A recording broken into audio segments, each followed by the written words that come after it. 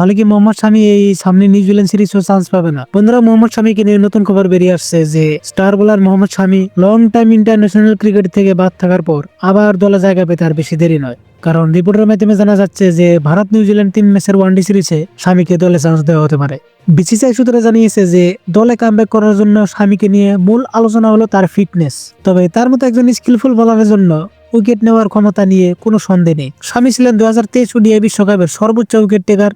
তিনি শেষ টেস্ট খেলেছেন 2023 সালের ওয়ার্ল্ড টেস্ট চ্যাম্পিয়নশিপ ফাইনালে, আর শেষ টি-20 খেলেছেন 2025 সালের 2 ফেব্রুয়ারি ইংল্যান্ডের বিরুদ্ধে মুম্বাইয়ে। যদিও তাকে টি-20তে বিশ্বকাপ 2026-এর দলে রাখা হয়নি। পরে মোহাম্মদ শামি ইনজুরি থেকে উঠে আসার পর তিনি ডোমেস্টিকে দুর্দান্ত খেলেছে। বিজয় হাজারে ট্রফিতে 2025-26-এ তিনি 3 ম্যাচে 6টি উইকেট, 2025 সৈয়দ মুশতাক আলী ট্রফিতে 7 ম্যাচে 16টি উইকেটস নেয়। তো এখন আসল কথা হলো যে নিউজিল্যান্ডের বিরুদ্ধে ওডিআই সিরিজে জসপ্রীত বুমরাহকে রেস্ট দেওয়া হতে পারে, যার জন্য মোহাম্মদ শামিকে দলে জায়গা দেওয়া হতে পারে। কারণ সাউথ আফ্রিকা লেগে ওডিআই সিরিজে পেসারের দিক থেকে প্রসিদ্ধ কৃষ্ণা তেমন ইফেক্ট ডালতে পারেনি। সো মোহাম্মদ শামি এটার জন্য চান্স পাওয়াটা বেশি ডিজার্ভ করে। বাকি এটা নিয়ে আপনাদের মন্তব্য কি, কমেন্ট করে জানিয়ে দেবেন।